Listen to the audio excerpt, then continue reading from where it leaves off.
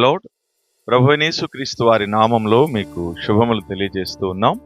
ఈరోజు దేవుని వాక్యము రోమా పత్రిక, అపోస్తలుడైన పౌలు రోమీలకు రాసిన పత్రిక 3వ అధ్యాయము 23వ వచనంలో ఈ రీతిగా వ్రాయబడి ఉంది. ఏమనంటే, ఏ భేదమును లేదు, అందరూ పాపము చేసి దేవుడు అనుగ్రహించు మహిమను పొందలేకపోతున్నారని. అంటే ఈ మాటకున్నటువంటి అర్థం లేదా అపోస్తలుడైన పౌలు యొక్క ఉద్దేశం ఏంటి అంటే, పాపము చేసేటటువంటి విషయంలో ఏ భేదము కూడా లేదు. అంటే ఉన్నత కులస్తుడనో తక్కువ కులస్తుడనో, ధనికుడనో దరిద్రుడనో, పెద్దవాడనో చిన్నవాడనో, పొట్టివాడనో పొడుగువాడనో, నల్లవాడనో తెల్లవాడనో, పురుషుడనో స్త్రీ అనో, ఇట్లాంటి ఏ భేదము కూడా లేదు. కానీ మానవుడిగా పుట్టిన ప్రతి మానవుడు కూడా పాపంలో పుట్టి పాపంలో జీవిస్తూ పాపాన్నే తింటూ పాపాన్నే త్రాగుతూ పాపం వలన వచ్చి జీతమైనటువంటి మరణానికి పాత్రుడుగా ఉన్నాడు.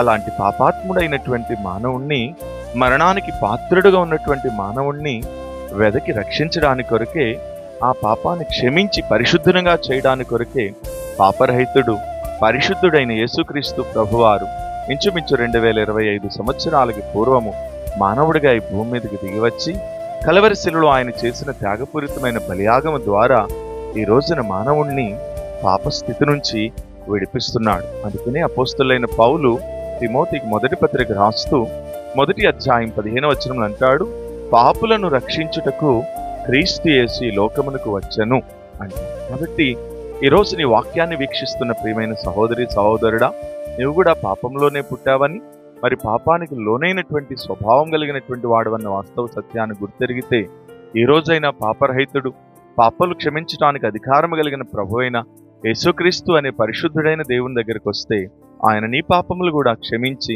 నిన్ను కూడా పరిశుద్ధపరచడానికి కొరకు ఈ దేవుడు సమర్థుడు, శక్తిమంతుడు. Thank you.